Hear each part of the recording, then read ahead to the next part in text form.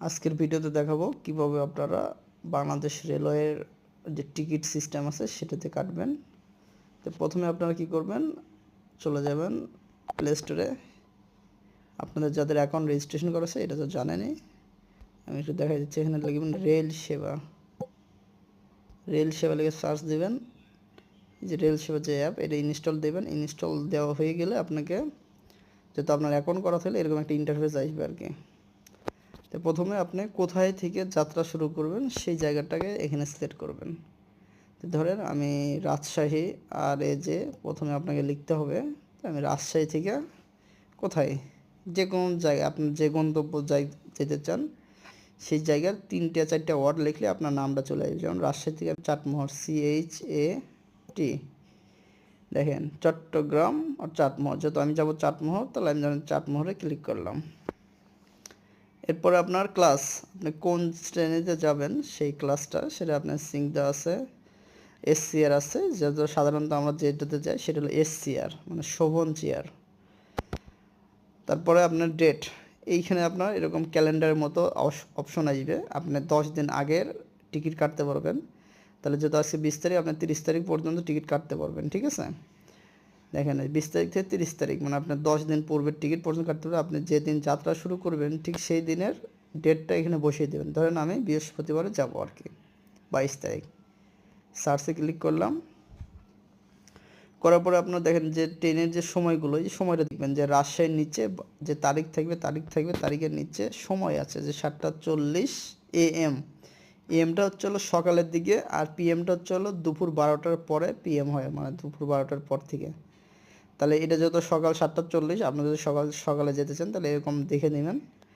আর যদি আপনার এটা হচ্ছে হলো রাত 11:20, ঠিক আছে, তাহলে আপনি যদি রাত্রে যাইতে চান তাহলে আপনি সিলেক্ট করবেন। এখন ধরেন আমি তো রাত্রে যাব না, যেহেতু ওইখানে গেলে অনেক রাত হয়ে যাবে, তাহলে আমি কি করব, যেটা সকালে যেটা আছে সেটাতে যাব।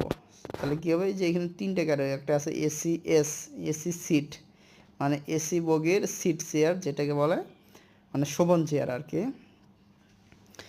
আর স্নিগ্ধা হচ্ছিল আপনার তারপরের যে ক্লাস, মানে আপনার এরকম নর্মাল সিটের যে সিট থাকে সেই সিটের মতোই, কিন্তু এসির ঠান্ডা থাকবে আপনার, ঠিক আছে। আর এইটা হলো শোভন চেয়ার, এইখানে কোনো একদম স্ট্যান্ডার্ড সিট, ঠিক আছে। তো আমি কী করব, শোভনটাতে ক্লিক করব, বুকে চাপ দিলাম। বুকটা হলো আপনার টিকিটটা এখন বুক করবেন। তো আপনি দেখবেন যে কোন বগি, এই যে আমাকে ট বগি আর ঠ বগি আছে, তাহলে আমি এই 2টা বগির, যেহেতু এটার সিট ওরকম লাস্টের দিকে আছে, তাহলে আমি ঠ বগিতে গেলাম। যাওয়ার পরে আপনার যে এই যে দেখেন সিটের যে সিট ম্যাপ, সেটা হলো এই পাশে হলো 3টা সিট, এই পাশে হলো 2টা সিট। এই যে এটা যদি চাপ দিই এটা জানালা, মানে আপনার এই যে কর্নার যেগুলো আছে এগুলো হলো জানালা, ঠিক আছে। এটা জানালা, এটা হলো কর্নার, ঠিক আছে। তাহলে আপনার যদি এই পাশে যদি আপনি 3জন হন তাহলে আপনি এইভাবে 1 2 3 এইভাবে মার্ক করে নেবেন। তাহলে কি আপনারা একই লাইনে 3জন বসতে পারবেন, অন্য কেউ আসতে পারবে না। যদি 2জন যান তাহলে আপনি কি করবেন, তাহলে পাশাপাশি যে 2টা সিট এরকম কাটবেন, যেমন 20 21, তাহলে কি আপনারা একসাথে 2জনে জার্নি করতে পারবেন। তো এই নিয়মগুলো আপনারা দেখে, ধরেন আমি এই 2টাকেই বুক করলাম, মানে আপনাদের দেখানোর স্বার্থে। আমি আপাতত কাটবো না, কন্টিনিউ পারচেস। এটা করার পরে আপনার যে মোবাইল যে আছে সেই মোবাইলে একটা ওটিপি যাবে, মানে আপনার যে রেজিস্ট্রেশন করা যে মোবাইল নাম্বার সেই নাম্বারে একটা ওটিপি যাবে, ঠিক আছে। তো আমি ওটিপিটা বসিয়ে দিচ্ছি 5436। আপনার যে ওটিপি যাবে ওটিপিটা বসিয়ে ভেরিফাই ক্লিক করবেন। এখন থেকে যে আপনার 5 মিনিট সময় থাকবে, মানে ওই ওটিপি দেওয়ার সময় 5 মিনিট টাইম ছিল, মানে আপনাকে 5 মিনিটের মধ্যে এটা পূরণ করে দিতে হবে। আর এই টিকিটটা কাটার সময় আপনাকে 5 মিনিট যে সময় আছে এই সময়ের মধ্যে আপনি এটা কাটতে হবে, না কাটলে আপনার টিকিটটা ক্যান্সেল হয়ে যাবে। তো এইখানে আপনার যে প্যাসেঞ্জার নাম, আপনি যার সাথে জার্নি করবেন তার নামটাও আপনি চাইলে লিখে দিতে পারবেন।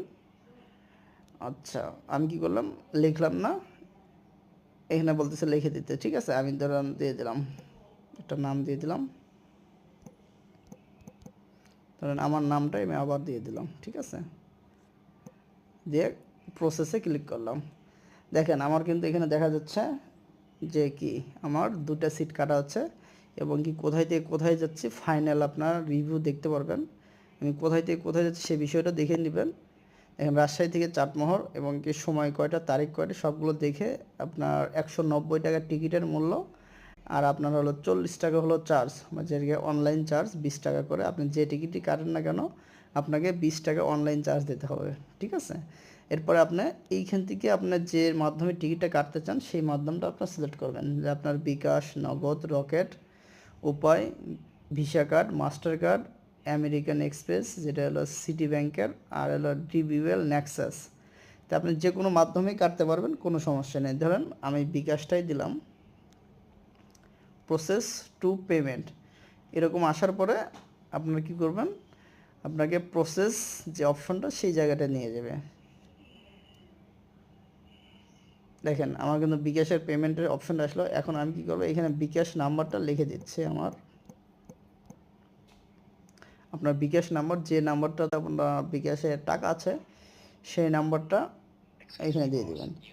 আমার যে বিকাশ ওটিপি সেটা আমি দিচ্ছি 371907, 371907 ওটিপিতে কনফার্ম করবেন। এরপরে আপনার পিন, ঠিক আছে।